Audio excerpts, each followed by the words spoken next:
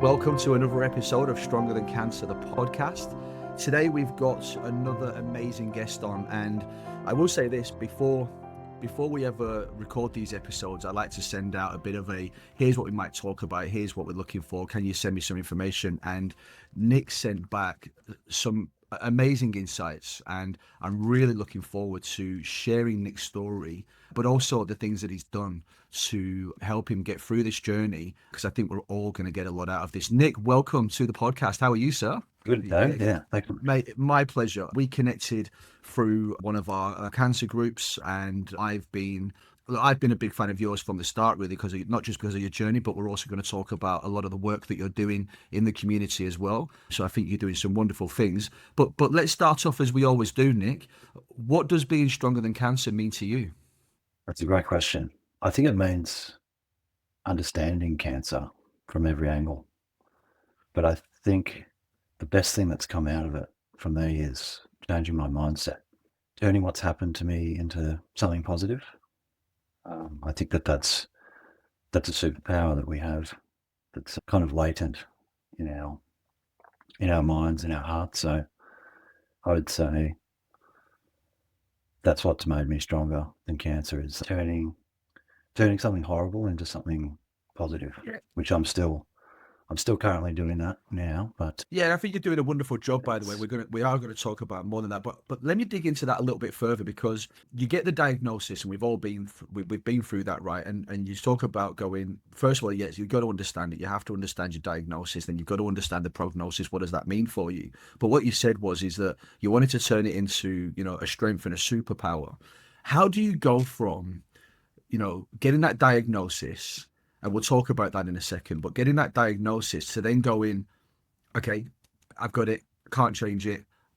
I'm going to turn this into my superpower. This is going to make me an even better person. How do you do that? What's the first step? I think it takes time, but obviously I think just taking that ownership of your own situation, which is really, really confronting and really tough, but something that once you do it, once you accept the situation, what's happened, then you can actually say, okay, I need to learn about this, and this, and I need to apply, the steps that are going to take me to where I want to go. I think it's that initial self-ownership, and sort of, it's quite brutal, because a lot of people will resonate with the fact that when you do get diagnosed, it's very isolating. It's very, you do feel very alone. Yeah. So you've almost got to just eat that up and accept that.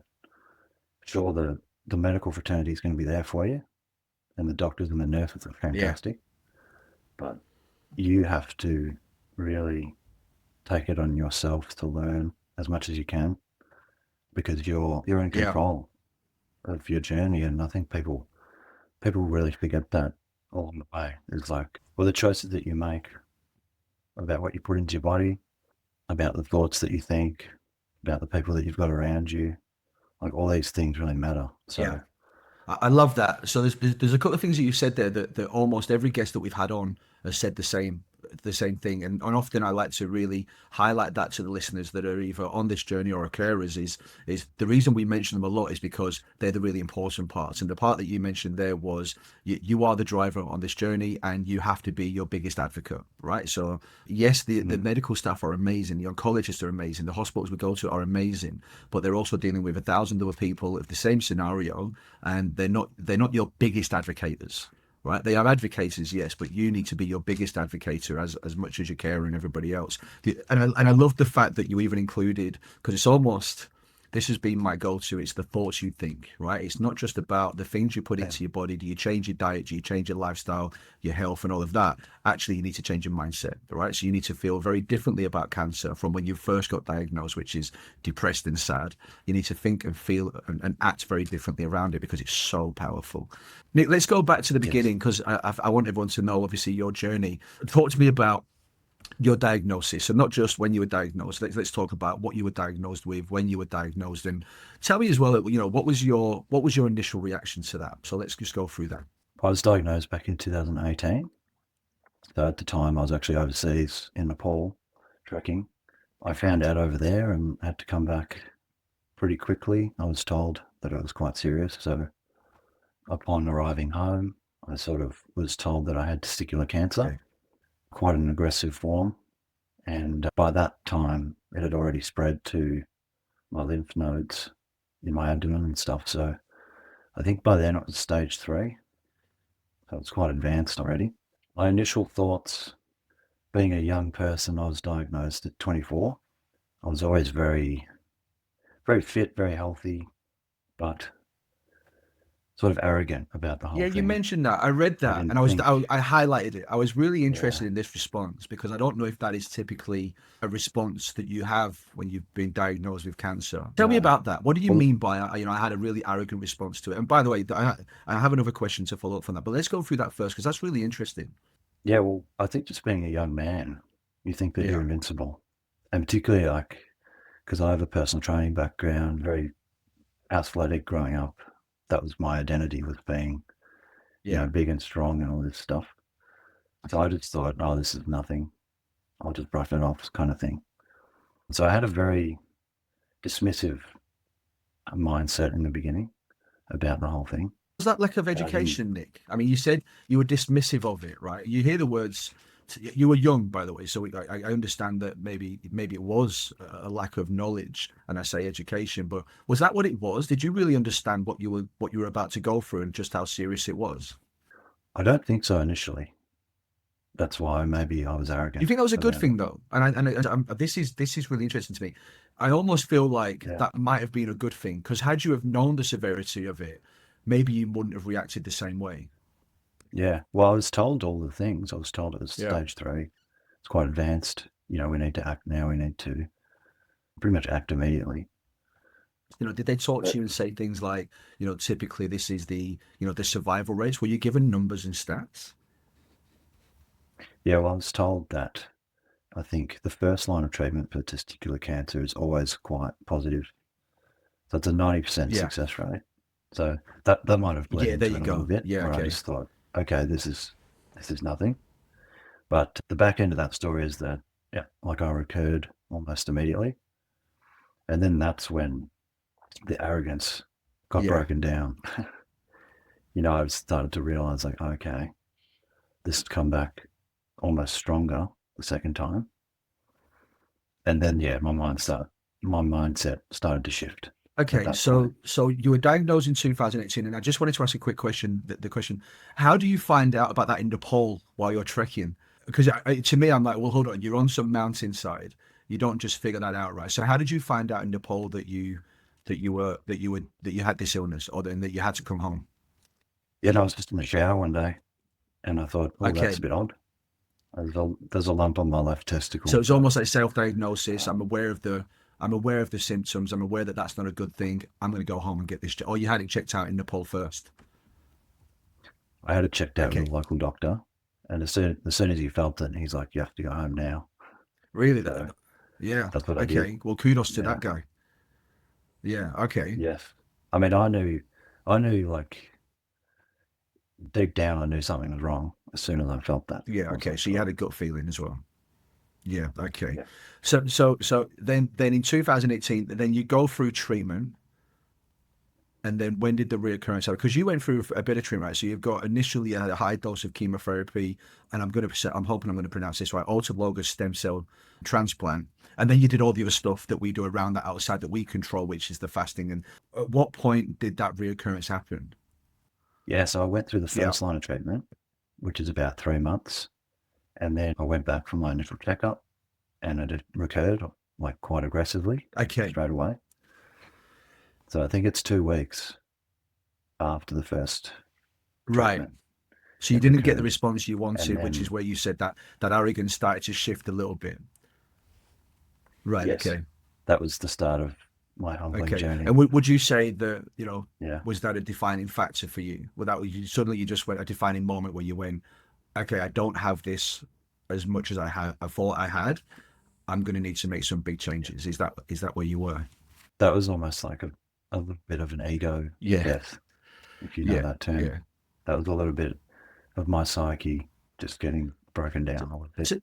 Can I ask you a quick question first though? Because you're obviously, as you said, you were fit, healthy, but you had a personal training background. I think I saw some images of you for you were pretty ripped and probably still are before as well, and maybe now. You implemented fasting into your diet, and this is something that I get asked a lot about. And it's something that I've tried to put into mine and failed miserably because I love my food and wait until 12 o'clock in the afternoon is not something I'm capable of. But there's other people that talk about it because they're also they have to take medication that requires them to eat food to do that, right? So they say make sure you Yeah. take this medicine with your breakfast. How did you do that? I mean, Yes. was that a problem for you? How did you implement fasting into your day-to-day routine? Yeah. So that came in between the first and the second line of treatment. I ended up taking a bit of a time off to reflect on everything, but that's when I started to learn about different things, and fasting was one of those things. So how I implemented it at first was just starting small, just doing the Yeah, 16/8 fasting, which everyone kind of is familiar with.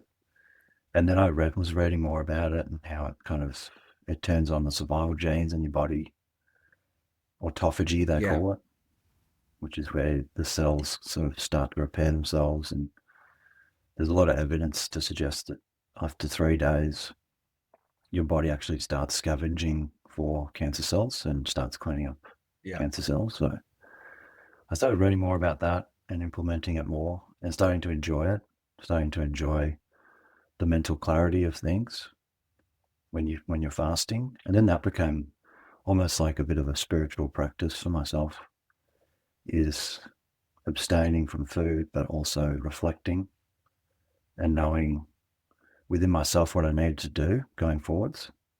So it's a really powerful tool for me to gain clarity, When I you say think, reflecting, both in my body and yeah, my mind. okay, and love that by the way. So in fact, I think what you did there, you kind of click because it was like, how do you start?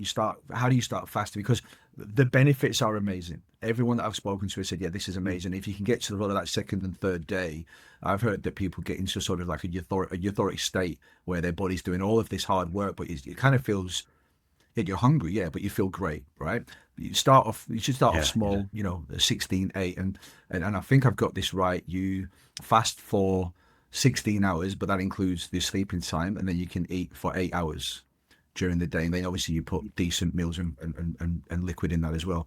You said that you said at the same time, because I know you made some big changes, and we're going to talk about that as well. You said you made some big changes, but you said you reflected. Was you reflecting on the food that you were eating prior to that, or reflecting at the time? What do you mean by that? I mean that it's like a Right. total Okay. life reflection. Everything, like the food that I was eating, I went vegetarian and vegan for Yeah. like a year. But also, like I was saying in the beginning, I was analyzing my whole mindset and the thoughts that I was thinking, you know, the type of person I want to be and the type of people I want to be around. That was something unexpected that came out of the fasting that You wasn't I preparing. didn't see coming. Talk to me more Yeah. about that, because there are people that will be listening that I know will say, I don't have a lot of people around me and not enough, or I feel unsupported, or I feel a little alone. And you talk about, you actually said that, we'll talk about, because you had hearing loss as well during this time. And I want to talk about that as well, because I had to start wearing glasses, and I was just amazed that I'd had 20/20 vision my whole life. And suddenly, I start having Mm. chemotherapy and I can't read the label on the side of the unhealthy chip packet that I'm going to eat. But you said you had sort of identity crisis, and you felt that you had loss of friendship and family connection. Was sort of, but then at the same time here you said, you sort of had this reflection of choosing who you wanted to be around and the person that you wanted to be.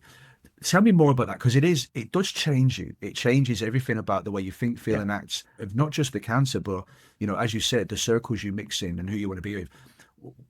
Talk a little bit more about that. What did you talked about loss of friendship and family connection, but also you made some decisions. What do you mean by that? I'm just trying to unpack that a little bit, because was it your decision to step away and be alone and sort of isolate yourself, or did you immediately feel isolated because you didn't feel like you had enough support? Yeah, it was probably a bit of both.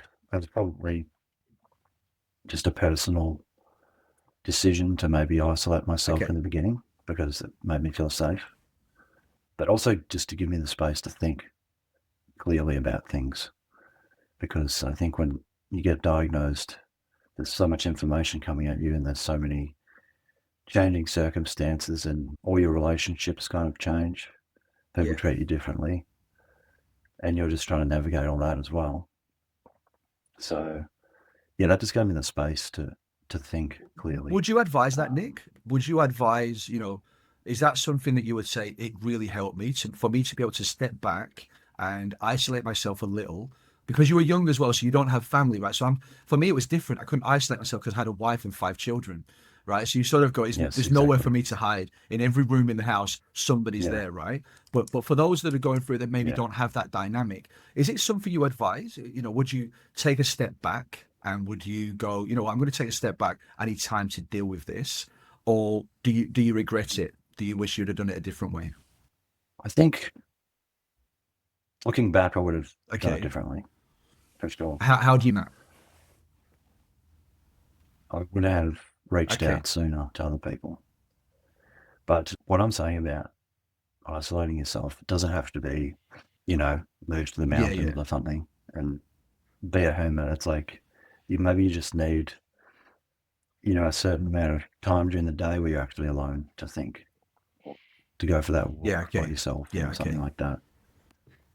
Just to be able to think your own thoughts and like be clear about what you actually want and not be in sort of this reaction mode Yeah. all the time because that can happen. You just kind of get caught up in the momentum of the whole experience and you find yourself not even doing what you want Yeah, to do. thank you for that, because I think for the listeners, some I've had conversations where they've sort of said, yeah, I needed that time to reflect. I needed that time to take a step back. I didn't want anyone to be around me because I needed to, even people with even individuals with families. How do I explain it to the children? How do I want to act and be around them? But one thing that you said there was, I should have reached out sooner. I maybe should have built that community around me. And I'm a believer in that. I've been very blessed and very lucky that I've had an amazing community and an amazing group of individuals. And I just want to stop because for the listeners that are using Spotify and Apple, Nick, you're so the window's in front of you, is it? And the sun is coming in thick and fast. I can Yes. see it is just blinding you. If It's you need coming to in. move, mate, because I know we often ask for, if you need to move, please feel free to move so the sun doesn't blind you. For those that are on YouTube, you will understand exactly what I'm talking about. Again, for the listeners, yes, allow yourself the time, allow yourself all of the space that you need to digest what you're about to go through, but also ensure that you've got those people around you for the moments that you need them. And as Nick said, Exactly. don't reach out sooner. One point I'd add to that is like to have a healthy balance of Yes. both. Like to have maybe an equal time where you're alone or try to, and then have that time where you're actually actively trying to seek out connections with, I'd say, like-minded people. Yes. Like get around circles that understand you and can hear you and that just get you and you don't have to explain things. I think that's really, really healthy and I feel like that should be part of the treatment plan for people. I think it's What that you said there important. was really interesting because I want to just touch base on this before I jump into some insightful questions around what changes you made. You went through hearing loss, but you also said that Yes.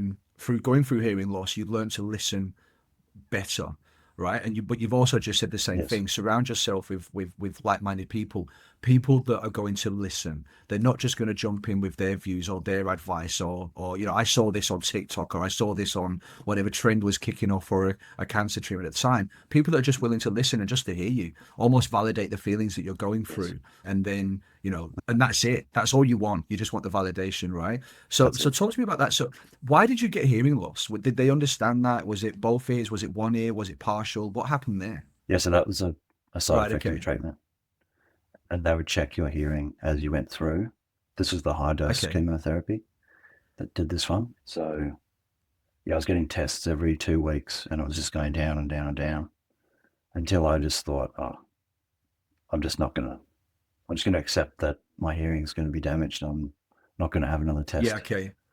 But from there, yeah, there was an adjustment period again of trying to adapt to that in relationships and being sort of in public places and not being able to hear what's going on, losing the track of the conversation and stuff like that.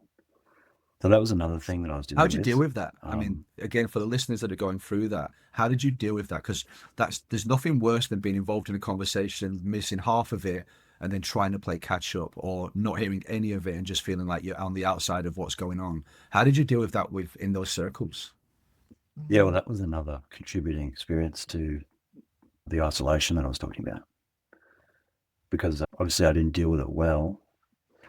So that was another thing that contributed to Yeah, that kind of loneliness. But on the back end of that, it did, like you said, it taught me how to actually look and listen to people, be more. to really Yeah, try to understand. So now I still struggle like in public places, but it's a lot yeah. better Does that hearing because I does the actually hearing come back, or is it permanent? I feel like I can sort of take Okay. in more now because I watch Yeah. people very closely. I have to sort of It's a read skill, isn't it? You've been things given a new better. skill, right? Because we are as humans, Yeah. we're only ever really partially in, we're not always 100% present in any conversation that happens because our minds are going so frantically. But when you're given that scenario where you go, no, I actually need to listen, I need to look at them, I need to see the lips move, I need to make eye Mm. contact, I need to be fully engaged in the conversation. And forgive me if maybe this sounds a bit insensitive, but it sort of felt like a bit of a blessing as well. Would you have considered that to have been the same? Yeah. I think I think the whole thing's a blessing. Like I know that's an extreme thing to say, but that definitely because it made me more present with people. And I think presence is like such a great, I don't know if you call it virtue. Yeah, it's definitely improved the way that I relate Yeah, to other people, for sure. Beforehand, I was just yeah. in my head. Yeah, of course. The the, Yeah. the thing that you said there again was is that it contributed a little bit more to feeling isolated, and the word isolated comes up quite a lot when you're on this cancer journey, especially when people think things are going well, right? It's like, oh, you're responding well to treatment, and it feels like the care and the support drops away. When the reality is, it doesn't. It's people have got their own lives to live. I'm wondering if you can offer some insight to the listener around how you went from being isolated and anxious and not feeling supported to feeling supported and being more at peace and I guess sort of going and I know there was a couple of moments, but were there steps that you took? Did you go, okay, well, I need to do this today, I need to do this? If you can put that into sort of maybe a sort of step by step guide, how did you do that? Yeah, well, among the many things I tried was that helped the process was journaling, something that I picked up on the back of the fasting and becoming sort of a bit more self-aware and reflective. I found that I needed to kind of put it down somewhere and start writing. That was one thing that I picked up, and then I learned more about that. And I think you can probably Yeah, tell where I'm going from here is that like it's a process, and you start one thing, and then you just see where it goes, and it's like you learn more about it. So I was learning more about journaling, and then I got to sort of gratitude yeah, journaling, and I thought, well, that sounds a bit, you have that yeah. initial It's a bit reaction wishy where, washy. you know, you, Yeah, yes, yeah, and you feel kind of stupid doing it the first few times, but after a while, I think it was like 30 days where you write 10 things you're yeah, grateful for, just the first thing in the morning and then before bed too, if you can. But then I noticed like, yeah, how I was looking at situations and how I was looking at people and how I was looking at, my own prognosis and things like that started to change. And I found like I was more in control of my thoughts because I was yeah, more positive about my situation and myself, like me and myself as well. That was a really big step because once I changed my mindset, then I could actually allow other yeah. people in. So that was kind of, I think that was the bridge towards me starting to want to connect with other Okay. people. And some conversations that I've had with people, that's almost the turning point when people accept what's happened and then they reach out. Like it's almost only positive after that point because then you feel like you're not alone Yeah. and that you're a part of a community. And it's almost like you're vicariously sharing the journey with other people. And like you're a testament to that, like your Yeah. community, you're actually stronger, Mm. stronger together. We're all in the same journey, although it's all No, different. But that's right. But it's still, whilst we're on different treatments, we've got different diagnosis, we've got different prognosis. It's still there's a huge connection there between what we're going through. You said something that was really interesting, and it prompted me to just think of, you sort of you went the process you went through was going, okay, I need to make changes. Therefore, I'm going to start journaling. I'm going to start writing what I think and feel. Whatever's in there, it's going to come out on paper. Then what I'm going to do is I'm going to take the next step of going, okay, well, now I'm spurting out all of this, and it might not be good stuff. It might be this stuff. I'm also going to bring out this. What am I grateful for today? And that allowed you to move from a place of feeling, sort of isolated in your own mind and isolated in yourself to going, actually, I'm more willing to go out there and put myself out there and talk about myself and my journey, let mm, people in. And that prompted me to sort of think, well, the mm, loneliness really starts with us, doesn't it?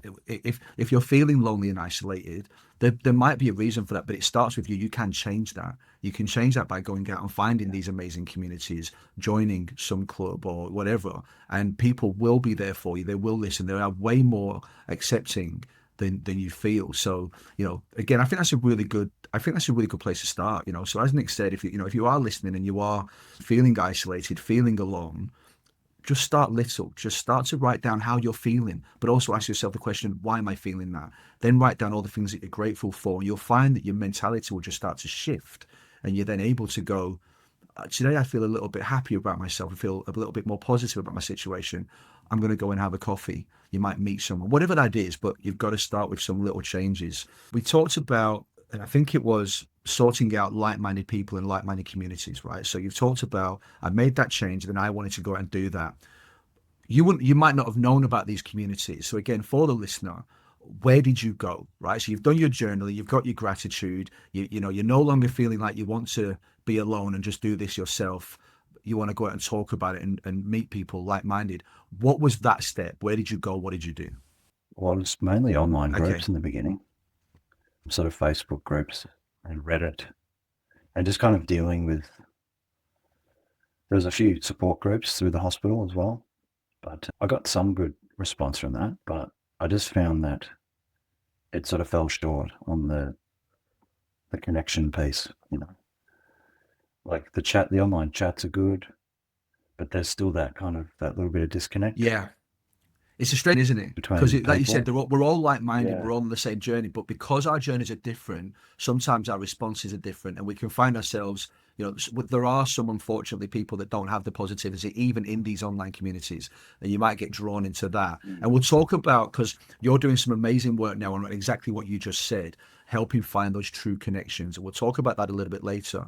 So you've gone into the online groups. You said it fell short, and I think I felt like that at the beginning. I felt it wasn't that it fell short.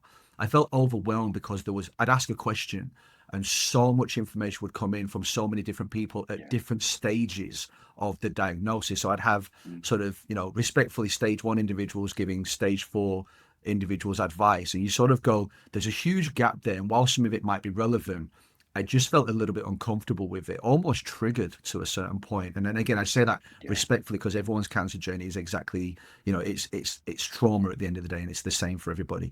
So what else did you do then on top of that? I mean, I know you're doing some stuff now. We can talk about it later, but was there anything else you did where you went, this online stuff is good. I'm feeling a bit more connected, but it's just falling short. I'm going to add to that. Did you do anything else? I think just trying to personalize that experience and try to find within those groups those people that did have maybe a similar stage or a similar, just finding some Yeah. alignment and then being around. Like for me, it was people Yeah, my of age, course. so young cancer survivors. Like that was a big Yeah. breakthrough. And I know you've created a group recently, right? Um, So you've created a group that was specifically for young cancer survivors, that can share their yeah, stories that's to right. people Yeah, that might be going through it as well. How's that all going? it's good. It's we've got about yeah. It started Yeah. small. It's only No, 15 people, but we go out. They're all in Melbourne, which is where I'm based, and we all go out and have dinner or go have a that's coffee amazing. Yeah. and something like that kind of thing. Because yeah, sort of what's on offer with the support groups and things like that. They're so infrequent. You might meet once every 2 months and for like an Yeah. hour or so. And then, so much happens in between that time. But it's almost like you're playing catch up Yeah, that's again. right. So we sort of just want to, meet up more often and find different ways to make it more Yeah. to connect. And whereabouts in Melbourne specifically is there? And the reason I'm asking this question because if you are a listener, you're in that Melbourne area, whether you're a young cancer survivor or you're going through it as a young individual and you want to reach out to Nick's group, is there any particular place you go to, Nick? We usually just meet in the Okay. CBD because that's kind of Yeah. central for everyone. So I'll include your email we address, usually, Nick, in the when we post this out. I'll include your email address. Anyone wants to get in touch with Nick that resonates with this conversation, do, because the support is there. As Nick is saying, it is there, and that could be your first step. That could be your first step to saying, I'm going to open up and not feel isolated. Nick, I'm conscious of time, we've got so much to talk about because, as I said, I highlighted so many areas on this page. I want to quickly touch about something else, and this has come up maybe once or twice, and it's certainly something that I'm going through and that I've gone through. You said that you started to talk to God, and I want to phrase it in the right way. It was sort of you surrendered some of the control, what I felt from your response when I read that was that you weren't religious before, but you kind of brought that into your life. Talk to me a little bit more about that because I've I'm Catholic, wasn't a practicing churchgoer. I'm married into a family that are Catholic and that do have strong beliefs, which I love. And I've changed now. So I've sort of gone, I need all the help I can get, right? So I've got, if there is a higher power that I don't know about, that I didn't trust or believe in before, and I'm now going to go and seek that help. And I opened myself up. I think what you said there, the word is great surrender. I just went, hey, I'm going to do whatever you need me to do, right? You just need to give me signs and signals and yeah. messages along the way. And I think it's really helped. Talk to me about that process because you weren't religious before, you are now. How did that help you? Oh, it helped me tremendously. I think the whole cancer thing was my spiritual teacher in a way Yeah. to break down my ego and like break down that arrogance that was there that I discussed earlier. What would be your advice, Nick, Yeah, then? What, just let me ask you the question in a different way. What would be your advice to somebody like us who didn't have that religious belief before, or maybe even if they are religious but didn't go to church and didn't open themselves up to that world? What would be your advice to someone as a first step to doing that, to surrendering to something that might be a little bit scary to them or a little bit unusual? sure if it's like a step by step thing. You just throw yourself in. I think it's so much. I think it's just so much deeper than that, and it's very personal too. Like some people be open to that, but I feel like the whole experience and how cancer humbles you psychologically and physically, it's almost an invitation to open up to something higher. That's just how I felt personally, and I don't know if that resonates. No, it But does, and I think it is to each own. I mean, I think it was a bit different for me because I don't, as I said, I was Catholic and I'd always been sort of in that. As I said, I married into a Croatian family that had strong beliefs, and I love that. All, and I can only talk to my experience.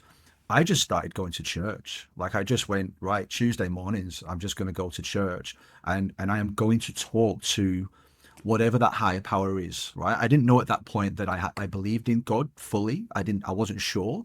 But what I can say is that given all of the positive results that I've had so far and given how my journey has been so far, touch wood, it's gone my way. I'm looking at that and going, would that have been the same had I have not gone, right? And I know that sounds really weird. yeah, It's like, well, yeah, of course it would. But I'm like, well, how yeah, do I know? At the end of the day, if there's a higher power that gave me this illness, then there's a higher power that can help take it away, right? So I sort of went with that, and it really helped. And I had some amazing experiences, and I've had even recently, I would go in and just listen, or if I didn't understand the scripture that was being spoken about, I would just look at the cross, right? I would look at Jesus and just talk and just ask for help or ask for stronger support in my family. And I got emotional sometimes, and I'd come out of there thinking, I feel so much better. So I guess from my point of view, a first yeah. step is if you are kind of, sort of tempted, but you're not sure how to sort of start because you've not done it before, just go.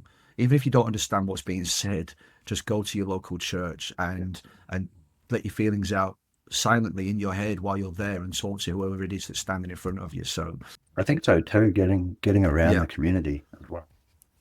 Like going to a church with other people that are there for the same, maybe not the same reason, but everyone's in that yeah. shared space and sort of got that shared intention. So I think that's probably even more powerful than something like what I did, which was meditation, that kind of thing, and trying to connect to myself Is through it's that. strange though, because you can meditate, it's again, when I didn't Yeah, it understand the works. scripture, and it might not be a 10, 15, 20, 30 minute meditation, but I would just go, I don't understand what's being spoken about because I haven't been coming for all of the years. But I would just go, right, I'm just going to, the brain's going to go very silent now, and I'm just going to have 2 minutes of Yeah, just meditation time or deep thought, whatever that might be. So you're absolutely spot on. But you yeah. can combine the two. I think it's the same thing. Like we were both connecting to that part of ourselves that knew or that had belief in Yeah. something. And I think once you connect to that within yourself, then you can actually look at your situation and believe that it can get better. So even though you went to church and I just meditated at home, I really feel like those two things that's a place in us. Yeah. And I think we can all access that. Nick, and I want to say that because I said I went to church, and that's that's not the only way you can connect to a higher power or a God of your choosing. You can do that at home as well, and you can do that through meditation. That is a really good point. I just didn't think I was very good at that, to be honest. I used to love meditating, but over the years I've just sort of just I found it a bit more harder recently than before. My mind just wanders worse than it ever has. But I think you're spot on. So that's great advice to the listeners as well. Nick, I've got one more question before we go into the quick fire round. And as always, as we get towards the end of these episodes, I always feel like I haven't pulled enough information out of your journey because it is. I was going to say it's a wonderful one, and it's strange, isn't it? Because you go, man, but it sounds like this journey has been, a sort of a blessing in disguise for you. I did want to ask though, because your recurrence was quite quick, right? And but for some people, they can go through sort of 6 months, 12 months of being clear or whatever it might be, and then they have their reoccurrence. But I think the feeling is the same for someone who's just received that sort of reoccurrence diagnosis. What would you say helped you and kept you going at that point, even though your reoccurrence was quite quickly? You know, what would you say helps you out when you got that reoccurrence? What helped? Was there anything that you did that you went, I've got this, even though it was a defining moment for you? I would say, yeah, that was when my mentality really flipped into that self ownership mode where it was like, okay, this is really serious now. I can die in 6 months if I don't do everything right. Yeah, So that was when I flipped everything, and that's when I almost became neurotic about every part of the journey or at every part of the process, like my diet, my sleep, like I was saying, the journaling, my exercise, the people that were around me. So I kind of like tailored this approach that was surrounding the yeah, treatment plan that I was going to go about. That's kind of how I approached that recurrence, was becoming extremely locked in to the fact that I was going to yeah. survive, and I was just going to do anything that took to get me there. And talk to me about the results, Nick, So, because 2018 was the diagnosis. It was advanced, and we're 2025 now, right? And you're doing some wonderful things, which we're going to talk about in a minute. Talk me through that. So you made all of those changes. Where are you at now in your cancer journey? yes, I'm 5 years post now. So I ended up, that was a 2 year period of treatment. And 2 years of yeah, locking five in. years So you just post. locked in for 2 years. It was nothing but goodness. It was nothing but positive attitude. It was, I'm making changes because if I don't, I might not be here in 6 months. Yeah, I wouldn't say it was 2 years of like Yeah. great Okay. energy. There was 6 months, 8 months here and there where it was very, very low, very depressed, not sure if I wanted to continue at all. But I feel like that was part of that subsequent shift Yeah. that I was talking about, which was like, okay, I'm going to lock in and I'm going to really try to get better. And I didn't look back. Decided, Congratulations to you, mate. You know, we've That was spoken it. a couple of times, and we're going to talk about some of the things you're doing now after we do the closing reflections. But congratulations to you, mate. So to be 5 years post and, you know, sort of gone through what you went through, but the changes that you made, which again, I still don't know if I pulled enough out of it, of this conversation. But mate, hats off to you. And for anyone listening, again, there'll be some information at the end. If you want to reach out to Nick and get more information on what he did, if you're in a similar situation, please reach out to him and have that conversation and start to build that community and add Nick into it. Nick, we'll go into the closing and then the non-negotiables, and I want to talk about the work that you've been doing recently. If you could go back to yourself on the day that you were diagnosed, what would you say? I'd say you're in for it, Yeah, buddy. But it's gonna make you better. so it'd be worthwhile. It'll Yeah, be worthwhile. But I'm not sure if I would have understood that at the time, but yeah. you can only connect the dots going No, you backwards, can, right? and hindsight's the best That's right. gambler, right? You look back, going, yeah, and that's often why we ask the question, because you sort of want to go back and go, yeah, I'm 10 rounds into my chemo. I think I'm just over 6 months. Even I want to ask myself that question. I don't know what I'd say at this point. I don't know if I've got enough lived experience in the journey. Mm. But you've got years on me. You said something about a visual image. You said an old You wise know, man, broken but full of life and passion. Was that old man you? Yeah. I think so. Yeah. Yeah, so you're broken but full of One full of thing. inside. The outside and your body might not be shaping up too well, but the emotional sense, the Mm, the you know how all that wisdom and all that knowledge that you've gathered was worth it. Do you think? yes. Yeah. I think Yeah. I was worth it. Okay. That's kind of the image that I put in my head to get to. Like this is going to make me into a better man, and I'm going to be an old wise man Yeah. because I of mean, it. I love that. Yeah. What's the one thing that cancer couldn't take away from you? My self belief, I think. Even when you got knocked Although down and had that ego shift, you still had that belief, or was it gone for a moment? I think it's always there because What would you say to someone who maybe not doesn't have that belief at this point? What would you say to someone who is in that situation that you were in at that point where you had that ego knocked out of you? What would you say to those guys who maybe are just missing some of that belief? just keep learning. Stay open and just treat the experience as just a learning experience and learn as much as you can, which is what I would have added at the end there to that previous question, which is You what give, yeah, advice would you give to yourself? And that's what I would tell people in the beginning is just learn as much as you can about the whole cancer treatment that you're going to go through, obviously, and also learn as much about yourself as you can, what works for you, and don't listen too much to other people because you're going to have to find out what's good for you, and I think you can only do that yourself. So just keep yeah. learning. You got to trust your instincts. You get so much advice. You get Yeah, so much advice, and it's all coming from a place of love. Some of it you walk away going, "Well, that was silly," but you kind of go, "I know it's coming from a place of love." But I'm on the journey, and I've yeah, done enough research to understand that I'm not going to do this, and I'm not going to do that. I'm going to do this. But you have to trust your instincts. You have to listen to your gut because it will guide you. And if something doesn't feel right, exactly. don't do it. But if you are strongly convicted on something and you want to do it, and maybe even your oncologist is advising against it, you are in control and you get to decide the journey that you go on and the path that you take. So yeah, just form your own opinions, as you said, learn and make your own decisions. Nick, your three non-negotiables, your three must-dos done on a daily basis. I still do the gratitude journaling in the morning every day. I have to exercise every day. That's part of obviously Yeah. physical health reasons, but mental health is huge. The third would just be around people I love as much as Yeah. I can be. When we talked, you mentioned say thank you to life. And I know that that's because of the journey that you've been on and this new perspective that you have. But when I read that, I sort of went, I love that because, that's that gratitude part of it, right? Is almost just being, I'm saying thank you because I'm still here.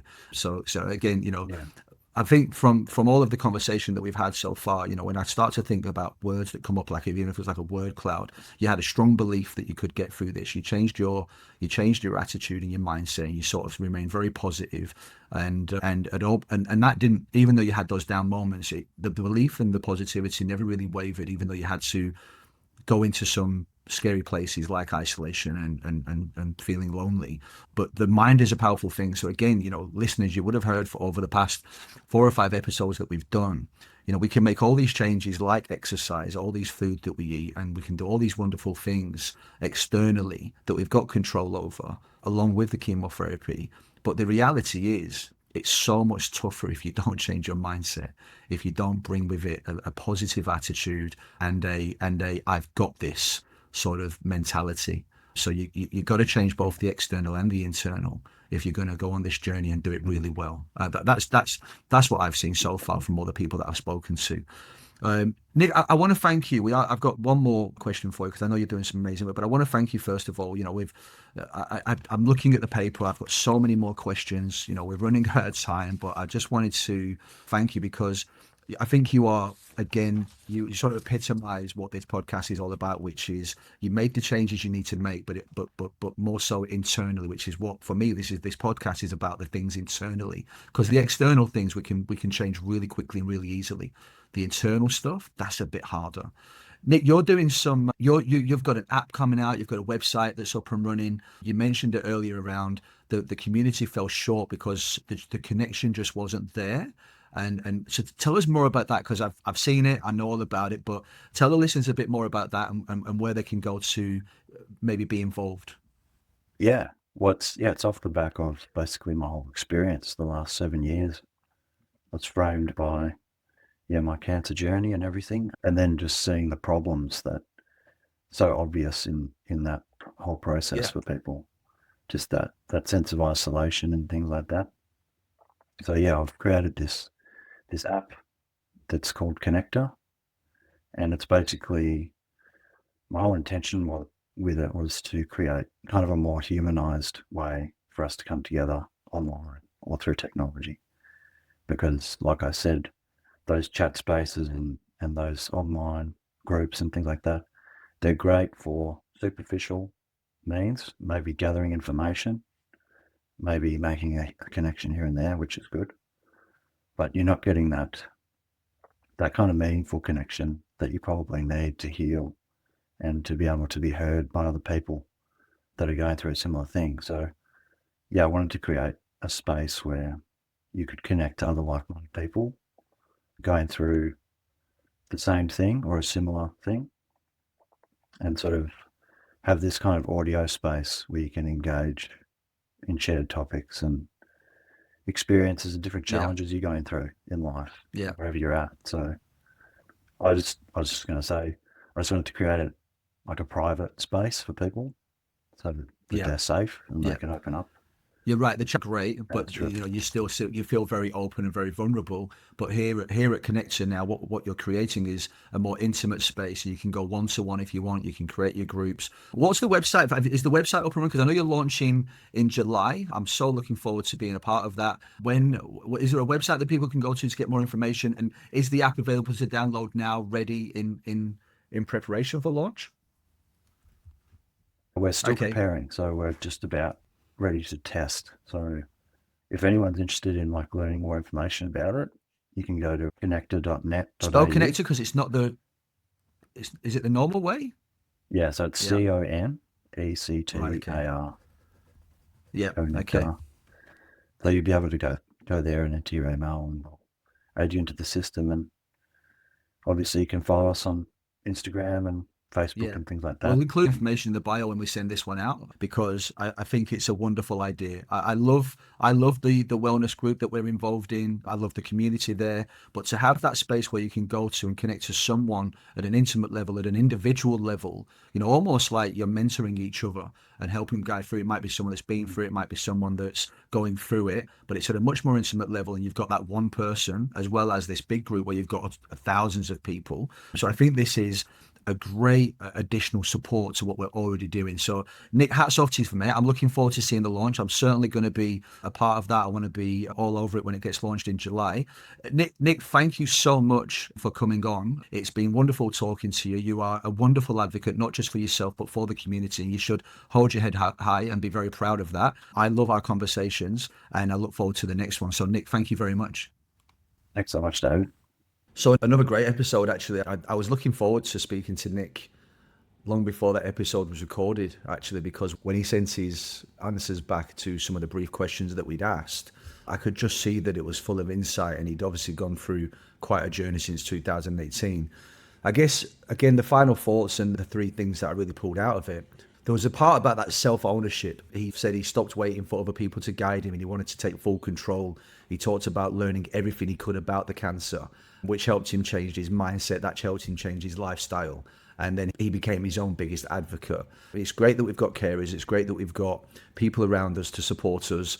But really, you've got to take self-ownership, and that's both externally and internally. We talk about the physical side of it and the food and all that sort of stuff, but then obviously the mental part of it. So you've got to take control of that. So I really thought that was quite strong. I didn't realize, I wasn't sure if I'd done that actually upon reflection. I was looking at it going, have I taken ownership of it? And when I look back at the last 7 months, I think I have. And I think that's been one of the reasons why so far I've been living with cancer quite well.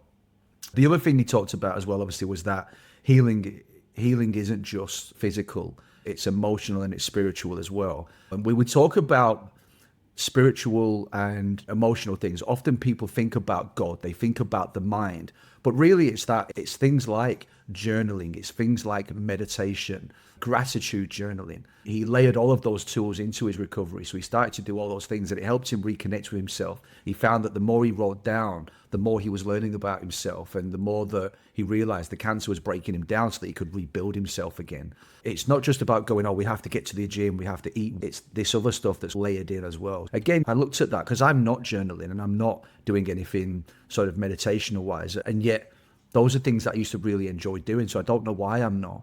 But it's something now that I came away from that episode going, yeah, I'm just going to, even if I verbalize it, journaling doesn't have to be written. You can actually just dump this into a verbal blog, get your iPhone out, get your voice recorder and just pour out. So I think I'm certainly going to look at, again, what am I grateful for and do that gratitude journal. And also I want to start to meditate as well. So again, great advice from Nick in terms of how he went about handling the diagnosis and rebuilding himself. He talked about how he isolated himself and he pulled back because I think he talks about ego. I've got this. It's not a problem. I don't need anybody else. And then obviously the recurrence showed that maybe he didn't have it. Maybe he did need that help. So then he opened himself up and he started to reach out and started to build meaningful connections and meaningful relationships. So again, I think if we're offering advice or we're pulling insights out of this during these episodes, if you are listening and you're struggling with that, take ownership of that as well. Take ownership of building those connections. Take ownership of reaching out to people. And you might not always get the response you want, but somewhere along the lines, there's someone out there that's just going to be your ally and your go-to person when you want to talk. Find some groups. The group that I joined has been fantastic. And if you're not part of any groups like that, go and find them. They're out there. Just Facebook them, Google them. They'll pop up and join them and just tell your story. And you'll find that you'll get instant connections. So another really good episode. I thought Nick was full of insight. As always, these podcasts, we try to get them done in 45 minutes, but often that's not enough time to pull the wisdom and the insights out of everybody. But I think Nick did a wonderful job there. So looking forward to getting this one out and looking forward to the next episodes as well. Thank you for listening.